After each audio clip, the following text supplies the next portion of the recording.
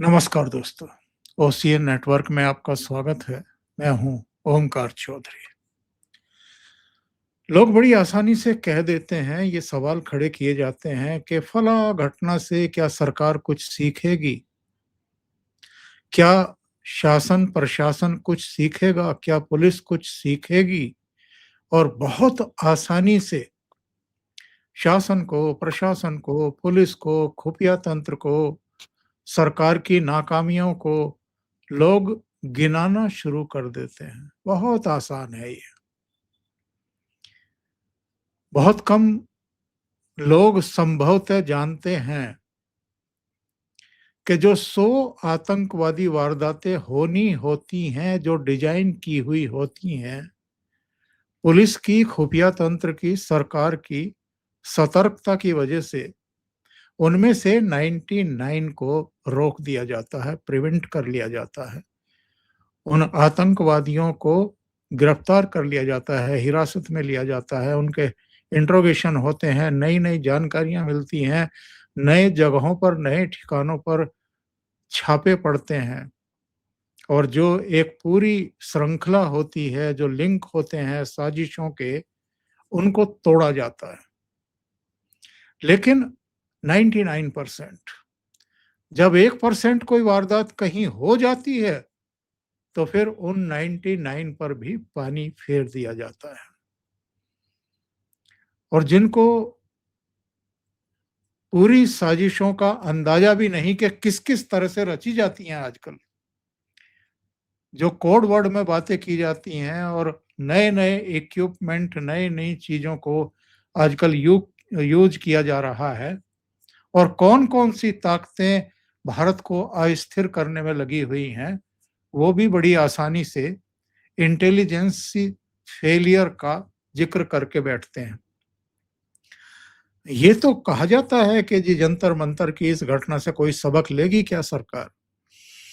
ये नहीं पूछा जाता कि जो विपक्ष इतनी बड़ी-बड़ी वारदात होने के बावजूद गैर जिम्मेदाराना रवैया अपनाए हुए है, वो कभी कुछ इन चीज़ों से सीखेगा या नहीं सीखेगा? और क्या वो ये इस तरह की अनहोनी घटनाओं, दुर्घटनाओं, अप्रिय घटनाक्रम से खुश होकर जो तालियाँ बजाते हैं, उसका सिला क्या उनको नहीं मिला है अभी तक? अलग-अलग चुनाव में जिस तरीके से लोग उनको नकार रहे हैं, क्या उससे वो सीख लेंगे, सबक लेंगे?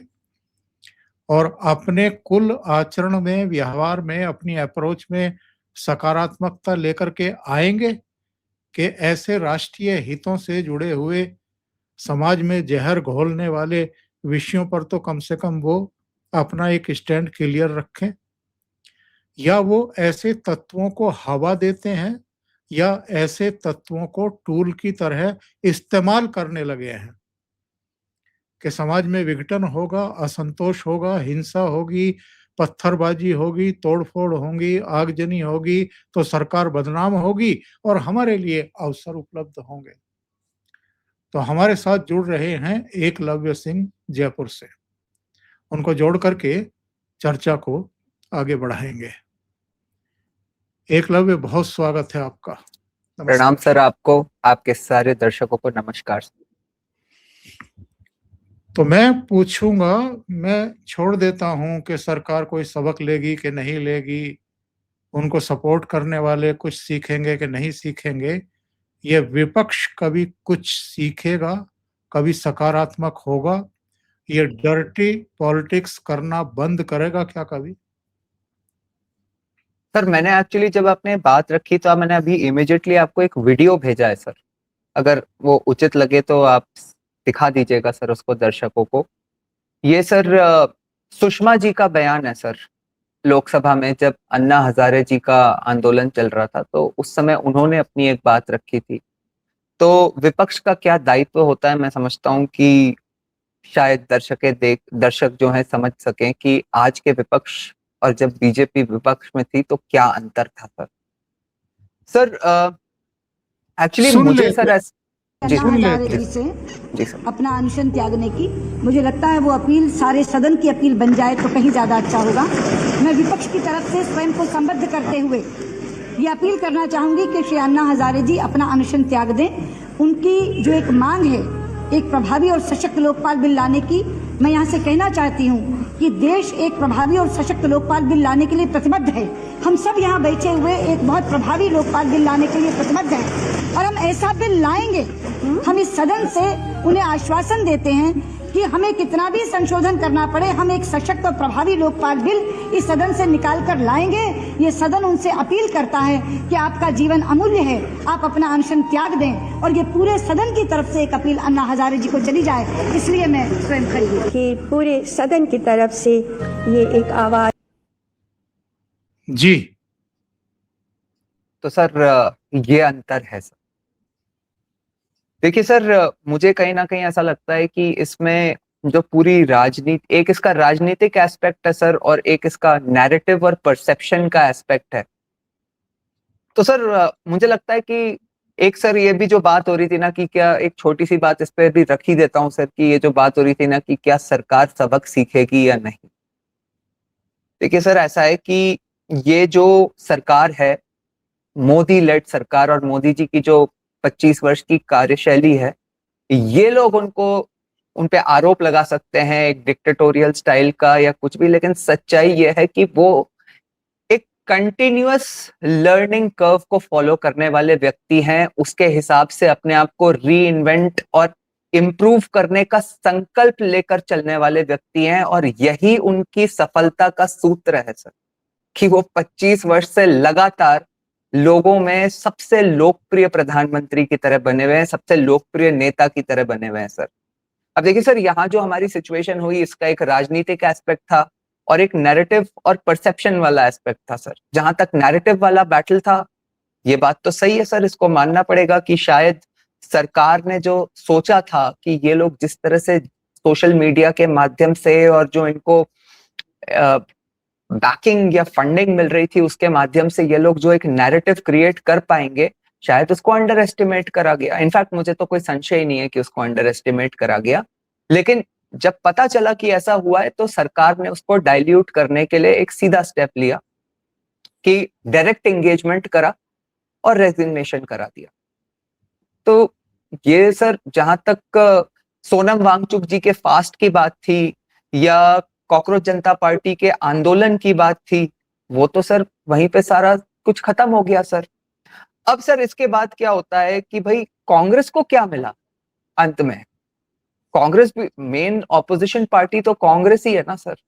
इस संदर्भ में सर मैंने आपको एक फोटो भेजी थी सर, मैं चाहूंगा कि आप वो दर्शकों को वो फोटो दिखाएं सर, राहुल गांधी जी की। वो आज कांग्रेस के कई प्रवक्ताओं ने और कई ऑफिशियल सोशल मीडिया से ट्वीट करके आज की ये राहुल गांधी जी की तस्वीर ट्वीट करी है और उस पर लिखा है 56 इंच। अब आप देखिए सर कि कांग्रेस की, अब नैरेटिव और परसेप्शन की बात कर ली, लेकिन पॉलिटिक्स की जो बात है, ये बड़ा इंटरेस्ट हुआ है। आज एक और काम हुआ है, आप अपनी कंटिन्यू रखिएगा सर। दिल्ली की सड़कों पर थैंक यू राहुल गांधी के बड़े बड़े पोस्टर बैनर लगाए गए हैं। जी सर, जी सर। तो सर ये सब जो किया जा रहा है, इसका कारण ये है कि ये देखिए कितना, मतलब एक तरह से मजाक का विषय बन गया है कि जो इस देश की सबसे पुरानी पार्टी है, जो व्यक्ति इस देश के सबसे बड़े राजनीतिक और पावरफुल परिवार से है, उस पार्टी और उस परिवार को अपना 56 इंच का सीना भी एक ऐसी पार्टी से उधार लेना पड़ रहा है जिसको बने हुए 56 दिन भी नहीं हुए हैं सर। ये हालात हो चुके हैं सर इस पार्टी के। और बीजेपी के लिए तो अब इसके बाद बड़ा सिंपल था सर। इसके बाद में अगर आप देखेंगे तो जब रास्ते का बाधा, मतलब हट गई रास्ते की बाधा, तो उसके बाद पार्लियामेंट में आगे बढ़ना था। वहां पे भी ये एक्सपोज हो गए सर, क्योंकि बीजेपी जानती है कि ये हमेशा चर्चा से भागेंगे, चर्चा करने का सामर्थ्य ही नहीं है इनमें। बात किस मुद्दे पे होती है, मतलब आप सोचिए सर कि इनके अगेंस्ट किस तरह से ये एक्सपोज हुए हैं कि जिस चीज का आप क्रेडिट स्टील करने की कोशिश कर रहे हो, यदि अगर सरकार उस मांग को मान के और उसी के लिए बिल लेके आ रही है, तो आप उसी में बाधा बन रहे हो दोबारा। अब इससे ज्यादा कोई क्या एक्सपोज हो सकता है सर? लेकिन ये मैं अवश्य मानूंगा सर कि अभी भी मुझे लगता है कि कुछ चीजों में, एंड अगेन मतलब ये एक नई चीज है तो थी, एक बीजेपी के लिए एक तरह से लर्निंग कर्व है, लेकिन मुझे ऐसा लगता है सर कि कम्युनिकेशन थोड़ा सा इंपॉर्टेंट है, जहां पे थोड़े से अभी और इम्प्रूवमेंट का स्कोप है। जैसे कि मैंने जो दो व्यक्तिगत रूप से जो दो चीजें आइडेंटिफाई करी सर, एक तो ये, और मैंने मतलब इस शो से पहले इसीलिए आपसे भी थोड़ा एक क्लैरिफिकेशन लिया इस मुद्दे पे। सर देखिए, जो एफआईआर्स को विड्रॉ करने का मामला है, ये सर मुझे कहीं ना कहीं ऐसा लगता है कि सरकार ने जो कदम उठाया है वो बिल्कुल सही किया है। जो उनकी मांग थी, सरकार ने कहा है कि जो पीसफुल प्रोटेस्टिंग स्टूडेंट्स थे, जिनका कि ये मंशा नहीं थी कि ये प्रोटेस्ट वायलेंट हो जाए या कोई इस तरह की इसमें हिंसा हो जाए, अराजकता हो जाए, वो अगर कहीं पुलिस केसेस के लपेटे में आ गए हैं तो उनको केसेस को वापस लिया जाएगा।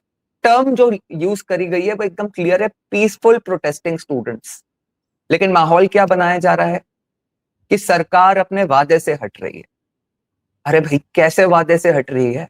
ये तो सरकार का दायित्व है कि जो एक्चुअली वायलेंस कर रहे थे, जो गुंडागर्दी कर रहे थे, वो स्टूडेंट्स हो नहीं हो, उनपे तो जो कानूनी कार्रवाई होती है वो बनती है, और सरकार करने भी वही वाली है और सही भी वही है। सेकेंड पार्ट जो है सर, वो जो मुझे लगता है वो है सर इंस्टाग्राम का एल्गोरिथम का पार्ट सर। उसमें सर एक जो इंपॉर्टेंट पार्ट है वो ये है सर कि कहीं ना कहीं उसको, मतलब अब तो ये सर क्लियरली एक्सपोज्ड है कि 22 मिलियन फॉलोअर्स जो होते हैं सर, वो बिना बहुत भारी फंडिंग के, मतलब जो बॉट्स मतलब बीजेपी और कांग्रेस भी नहीं खरीद पाई इतने वर्षों में, इतनी बड़ी फॉलोइंग एक पार्टी जो 10 दिन पहले बनी थी उसने तैयार कर ली।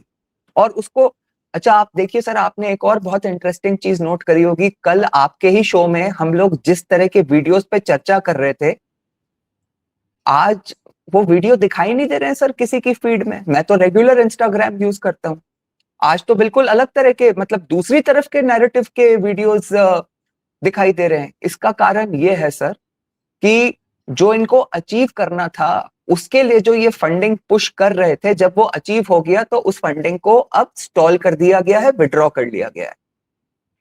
तो जो इंस्टाग्राम का एल्गोरिथम में जो फंडिंग लगी हुई थी सर, वो अब विड्रॉ हो चुकी है।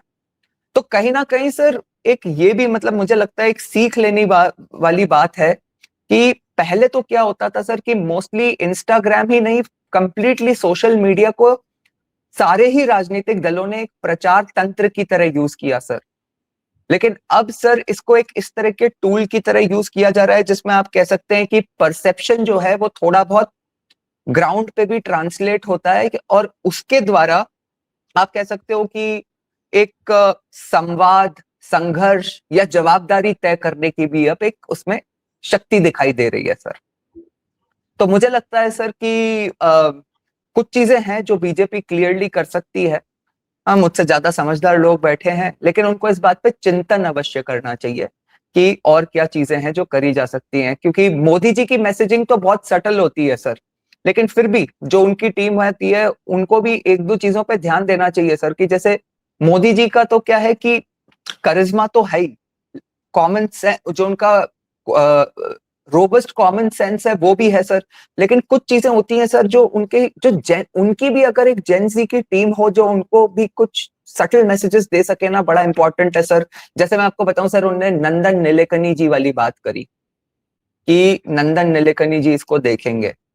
अब सर मैं आपको बता दूं कि ये जो हमें दिखाई दे रहे थे ना जेनजी, उनको पता ही नहीं है सर कि नंदन नीलेकनी है कितनी बड़ी विश्व प्रसिद्ध हस्ती।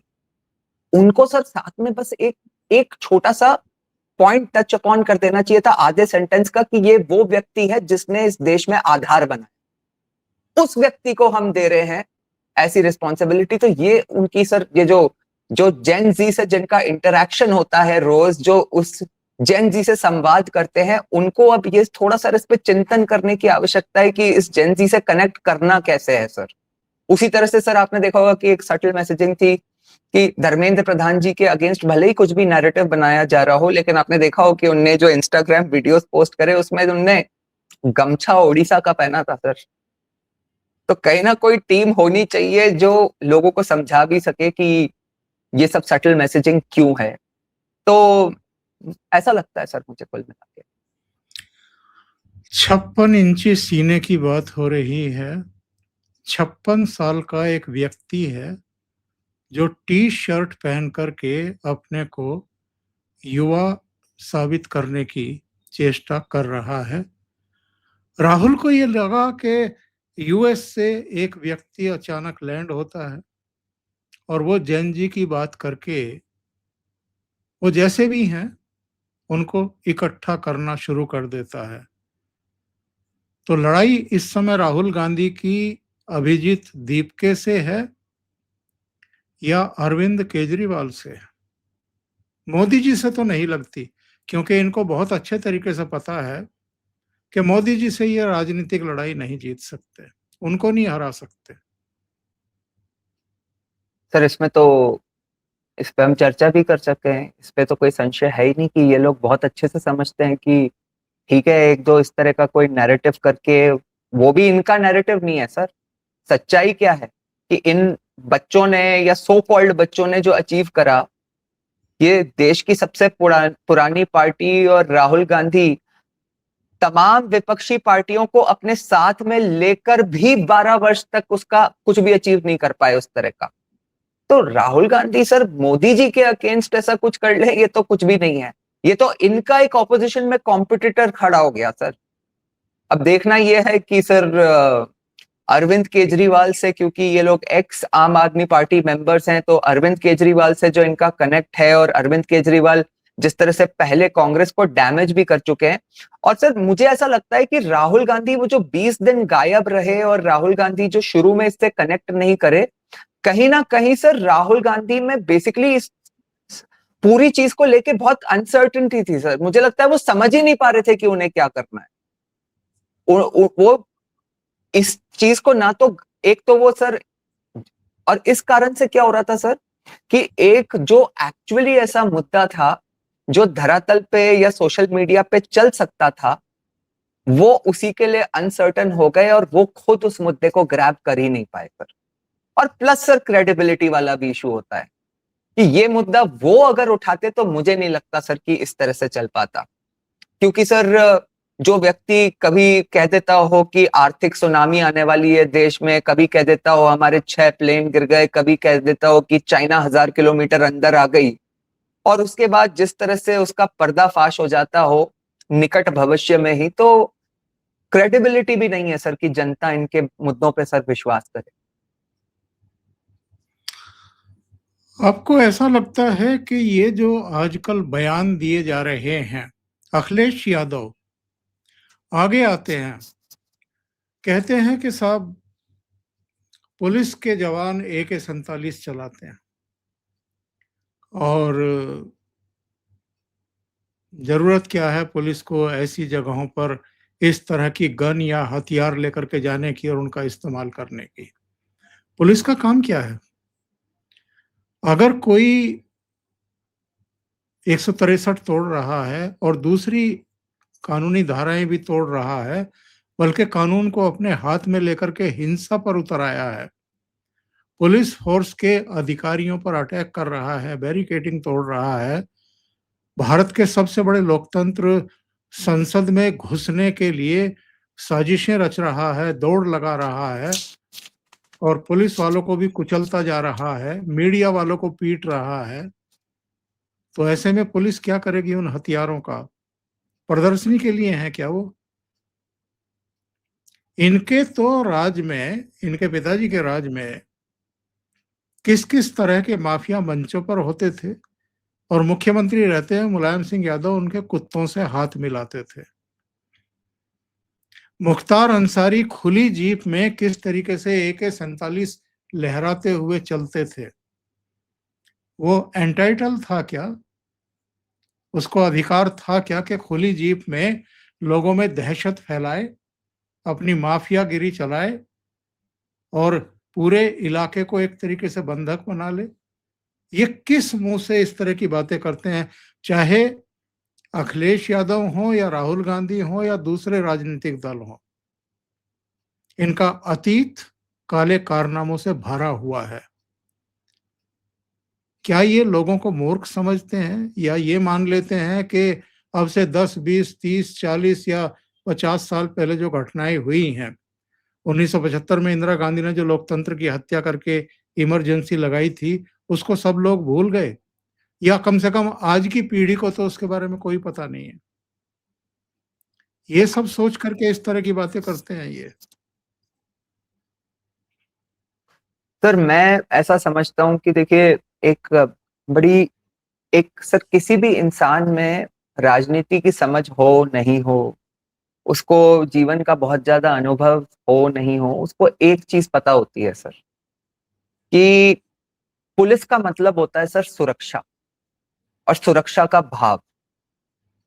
मैं आपको बताऊं, मतलब मैंने कई बार देखा है सर कि कई बार कोई छोटे बच्चे अपने पेरेंट्स के साथ कहीं जा रहे होते हैं, वो वहां पे कोई एक गैदरिंग में कोई अराजक तत्व देख लेते हैं। उदाहरण के तौर पे आपको बताऊं, मैंने देखा है कभी कभी कोई फैमिलीज किसी सिनेमा हॉल में बैठी होती हैं और वहां पे कोई मतलब बदमाश बच्चे आके बैठ जाते हैं, वो ऊंची आवाज में गाली गलौज की भाषा यूज करते हैं। तो एक मन में भाव ये आता है कि यार यहाँ पुलिस क्यों नहीं है, सिक्योरिटी क्यों नहीं है, ऐसे तत्वों को बाहर क्यों नहीं निकाल फेंक रही।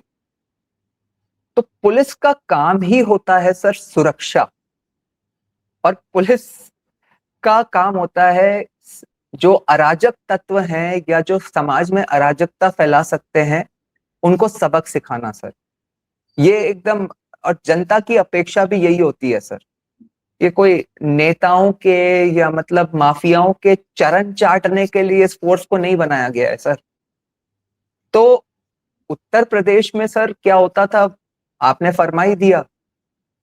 लेकिन सर मैं आपको बताऊं कि उत्तर प्रदेश में ये, और ये सर ये एक्चुअली पूरे इंडिया के लिए भी अप्लाई करता है, और खास करके इस आंदोलन में भी जो उससे अगर कोरिलेट करें कि जो हमने देखा कि सर जो पुलिस का रवैया है वो सर मतलब सुरक्षा के भाव के लिए, देश की सुरक्षा, समाज के सुरक्षा के लिए मतलब सबसे ऊंची चीज वही है सर।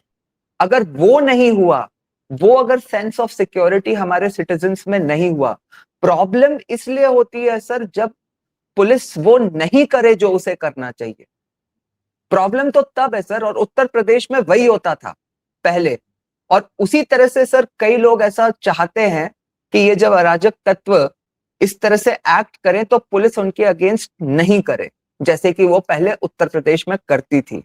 लेकिन कोई भी व्यक्ति जिसमें नॉर्मल ह्यूमन इंस्टिंक्ट होगी, समाज के प्रति सद्भावना होगी, देश के प्रति सद्भावना होगी, वो यही सोचेगा कि भाई कोई गुंडागर्दी कर रहा है तो पुलिस उसकी गुंडागर्दी किसी भी कीमत पर रोके, उसे बंद करे। क्योंकि सर देखिए वहां पे ये जो अराजकता हुई, उस अराजकता से अल्टीमेटली क्या होता, ये होता सर कि जो संभावना थी इसी में जो कुछ 1-2% जो भटक के कोई जेन्युइन लोग भी चले जाते हैं, जिनको इन चीजों की प्रैक्टिस नहीं होती, जो ट्रेंड नहीं है इन चीजों के लिए, उनका कोई नुकसान हो जाता।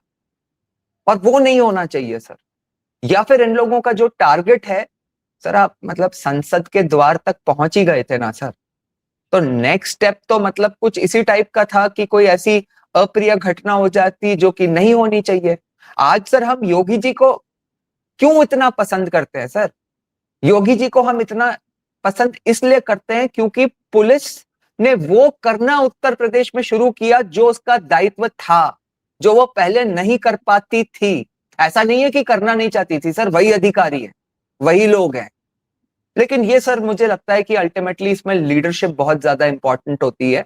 और इसीलिए मुझे लगता है सर कि ये जो FIRs वाली भी जो बात हो रही है ना, ये मुझे लगता है कि इसमें आप शायद इसको बेटर समझा पाएंगे कि इस बात को समझना जरूरी है कि सिर्फ पीसफुल प्रोटेस्टिंग स्टूडेंट्स जो कि जेन्युइनली मतलब उनको कहीं बाय चांस उनका नाम गलती से आ गया हो, उनकी ऐसी कोई मंशा नहीं थी, वो विड्रॉ होंगी। ना सिर्फ गुंडे जो बाहर से भेजे गए थे, बल्कि वो स्टूडेंट्स भी जिन्होंने एक्चुअली वायलेंस करा है, उनके अगेंस्ट जो कानूनी कार्रवाई बनती है वो होनी ही चाहिए। और सर ये इसलिए भी जरूरी है क्योंकि इसी से हमारी पुलिस फोर्स का मनोबल भी बना रहता है, जो कभी नहीं गिरना चाहिए, क्योंकि यदि वो गिरा तो फिर तो सर सिस्टम ऐसे ही तो सिस्टम कोलैप्स करता है ना सर। आपने कहा कि ये लोग संसद के दरवाजे तक पहुंच ही गए थे। ये तो प्रधानमंत्री के घर के चौखट तक भी पहुंच गए थे इस बार, जो कभी नहीं हुआ इतिहास में। तो इन्होंने सारी वर्जनाएं, सारी सीमाएं लांघ दी हैं ऑलरेडी। अब जरा आखिर में एक वीडियो सुनते हैं, और ये वीडियो जो मैं प्ले करने वाला हूं, ये सेंटिमेंट सिर्फ इस महिला का नहीं है। हर चुनाव एक शिक्षा देने के लिए होता है। ये जो रिजल्ट आते हैं वो सारी पॉलिटिकल पार्टियों के लिए कुछ संदेश भी लेकर के आते हैं, लेकिन ऐसा लगता है कि संदेश प्राप्त करने का जो रिसीवर है वो इनका खराब हो चुका है। आप 2001-2 से लगातार मोदी जी को गालियां दे रहे हैं। देश की जनता उनका प्रमोशन पर प्रमोशन करती जा रही है। उनको सर अपनी सर आंखों पर बैठा के रखे हुए है, और वो लगातार वहां 13 साढ़े 13 महीने साल तक मुख्यमंत्री रहे, और अब 12 साल से देश का प्रतिनिधित्व कर रहे हैं, नेतृत्व कर रहे हैं। तो क्या ये समझ पा रहे हैं कि जो बदजुबानी ये कर रहे हैं और कोई रोड मैप देश के सामने रख नहीं पा रहे हैं? जिन राज्यों में इनकी सरकारें हैं वहां कुछ अच्छा करके नहीं दिखा पा रहे हैं। तो ये मोदी जी से मुकाबला करेंगे उनको गालियां दे करके। राहुल गांधी ने 2024 के लोकसभा चुनाव से पहले कई जगह कहा कि हमने इनकी छवि तार तार कर दी है, फाड़ दी है, मिट्टी पलीत कर दी है नरेंद्र मोदी की। क्या वास्तव में ऐसा हुआ है? एक आंकड़ा देता हूं मैं। 2004 से 2014 कांग्रेस के नेतृत्व में यूपीए की सरकार थी। 10 साल बाद इनकी सीटें आई थी 44। 2014 से 2024 तक नरेंद्र मोदी की सरकार थी और उनकी सीटें आई 240। ये अंतर है इनकी छवि में, इनके शासन में, और नरेंद्र मोदी के शासन में। तो वो वीडियो सुन लेते हैं, फिर सर उस पर। सर जी। आपकी अनुमति से दर्शकों को एक बात और बता दूं, क्योंकि जो वीडियो आप दिखाने जा रहे हैं वो शायद आज के वीडियोस में एक बेहतर वीडियो है, लेकिन आज सर इंस्टाग्राम ऐसे वीडियोस से फ्लडेड है। और ये जो वीडियोस हैं, ये भी आपके दर्शक देखेंगे कि ये ऑर्गेनिक कंटेंट है सर। ये जिस तरह से जो इतने दिनों से जो प्रोपेगेंडा चल रहे थे, अब इसको देखेंगे तो समझ में आएगा कि मोदी जी की ताकत क्या है, ऑर्गेनिक कंटेंट क्या होता है। लेकिन साथ में मुझे लगता है कि बीजेपी के लिए भी एक संदेश है कि एल्गोरिथम में ऐसा कंटेंट हमें कैसे दिखे, इस पे चिंतन होना चाहिए। मोदी जी के लिए, आदरणीय मोदी जी, एक छोटा सा वीडियो है ये मोदी जी के लिए। आदरणीय मोदी जी, इस सीजेपी के प्रोटेस्ट में जो भी हुआ है, क्योंकि मैं ये पिछले 2 दिनों से कंट्रोल कर रही थी, पर आज मुझसे शायद कंट्रोल नहीं हो पाएगा। ये किसी पार्टी के एंगल से मैं नहीं बोल रही हूं, ना ही मैं किसी को सपोर्ट करती हूं, पॉलिटिकल पार्टीज को। रियलिटी इज दिस कि मैंने आज तक कभी वोट नहीं दिया है, मैंने कभी नहीं दिया है। चाहे आप जिस चीज का विश्वास करो या ना करो, मैंने आज तक कभी वोट नहीं दिया। अब दूसरी बात यहां मैं मोदी जी के लिए ये बोलना चाहती हूं कि इस प्रोटेस्ट में आपको जिस तरह से लोगों ने बुरा भला बोला है ना, यहां तकलीफ हुई। ऐसा लगा जैसे आपके साथ हमारा कोई रिश्ता है, कोई बहुत ही पुराना रिश्ता। शायद आप में हमको हमारे पापा और दादा ये सब दिखते हैं, आपको हम अपने पापा और दादा की तरह ही देखते हैं। तो हमको ऐसा लगता है कि हम अपने पापा को या अपने दादा को गाली कैसे दे सकते हैं, या फिर अगर कोई और उनको गाली दे रहा है तो वो हम कैसे सुन सकते हैं। आज मेरे ये आंसू नहीं रोक पा रही हूं मैं, क्योंकि पिछले 2 दिन से बहुत तकलीफ हो रही थी। जब भी मैं इस तरह के वीडियोस, फोटोज, पोस्टर या फिर ये सब चीजें देखती थी, तो मुझे यही लगता था कि आप इतना सब कैसे बर्दाश्त कर लेते हो। आपसे पता है मैंने बहुत कुछ सीखा। ये सीखा कि ऐसी कंडीशन में जब दुनिया आपको इतना कुछ बोल रही हो, आपको कैसे खुश रहना है, आपको कैसे शांत रहना है, ये सब सीखा है मैंने आपसे। आप वो इंसान हैं जिन्होंने हिंदुस्तान को, भारत को कहां से कहां पहुंचा दिया, इज्जत कमाने में कोई कमी नहीं छोड़ी। लेकिन आज 9-9, 10-10, 12-12, 15-15, 20-20 साल के बच्चों ने उठ के हर अश्लीलता की हदें पार की। बहुत तकलीफ हुई, लेकिन मैं सच कहूं ना, आप में एक अपनापन सा लगता है, ऐसा लगता है कि कोई अपना है। बहुत तकलीफ होती है कि जब कोई आपको गलत बोलता है। कोई फर्क नहीं पड़ता कि कौन सी पार्टी सत्ता में है, कौन सी नहीं, उस चीज से कोई फर्क नहीं पड़ता। वो लड़ाइयां अलग हैं, वो सब चीजें अलग हैं। लेकिन जिस तरीके से आपको गलत बोला गया ना, बहुत तकलीफ हुई।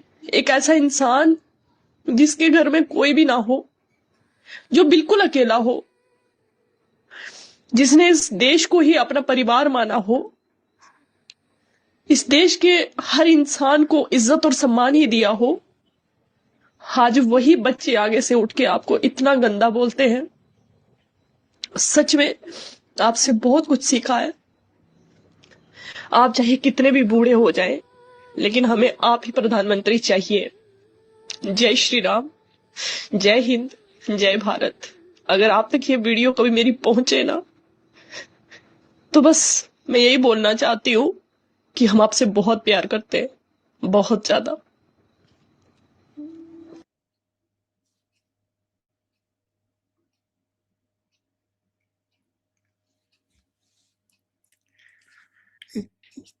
कुछ बोलने के बजाय दर्शकों पर छोड़ देते हैं। सर ये एक ऐसा पावरफुल वीडियो था सर कि मुझे ऐसा लगता है, मतलब ये जनरली एक इंस्टाग्राम पे तो आपने देखा ही है कि, और आजकल जो ट्रेंड है एक बैकग्राउंड म्यूजिक के साथ में होता है। मुझे लगता है सर कि this is one of the most powerful videos जिसका कि इम्पैक्ट बिना बैकग्राउंड म्यूजिक के उन बैकग्राउंड म्यूजिक वालों से भी ज्यादा था।